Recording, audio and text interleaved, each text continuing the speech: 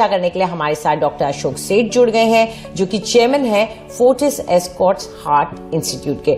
शुक्रिया डॉक्टर सेठ हमसे बात करने के लिए। अब तक जो डेटा सामने आ रहा है, ये जो हमने दिखाया ये हांगकांग यूनिवर्सिटी का है, लेकिन जो डेटा हमको दुनिया भर से मिल रहा है वो आपको क्या बता रहा है इसकी संक्रामक होने के और सिवियरिटी ऑफ डिजीज यानी बीमारी की गंभीरता को लेकर? जी हाँ, ये तो आपने बहुत अच्छा बताया कि ये एक बहुत ही इन्फेक्टिव वायरस है। इस एक ही बार में इसका जो R0 कहते हैं, वो जो 1.1 या 1.2 ओरिजिनल वुहान वायरस से होता था और 2 होता था डेल्टा के लिए, ये 5 है। ये डबलिंग इसकी 2 दिन में ही हो जाती है। तो इसलिए आप देख रहे हो कि 3 हफ्ते ही हुए हैं और 77 कंट्री में पहुंच गया है।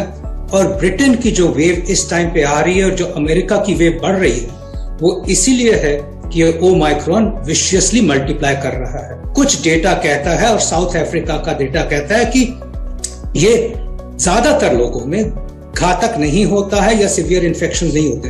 बट हमें ये भी समझना है कि जब ये पॉपुलेशन को इन्फेक्ट करेगा और बहुत नंबर्स में इन्फेक्ट करेगा, तो जिन लोगों की इम्यूनिटी कम होती है, जिन लोगों की इम्यूनिटी खत्म हो रही है, जो एल्डरलीज हैं या जो यंग है जिनको वैक्सीनेशन नहीं मिला है, या वो है जिनको कैंसर है, अदर बीमारियां हैं, तो उनमें ये घातक भी हो सकता है। इसीलिए हमें इस सब चीजों को एक सुलेस नहीं लेना है। इनफैक्ट वो तो 2 हफ्ते में ही, even as a specialist, even as a doctor, हमने फोरकास्ट नहीं किया था, वायरोलॉजिस्ट ने फोरकास्ट नहीं कर पाए थे कि इतनी रैपिडली एक वेरिएंट आएगा जो हमें 2 हफ्ते में ही ओवरवेल्म कर देगा।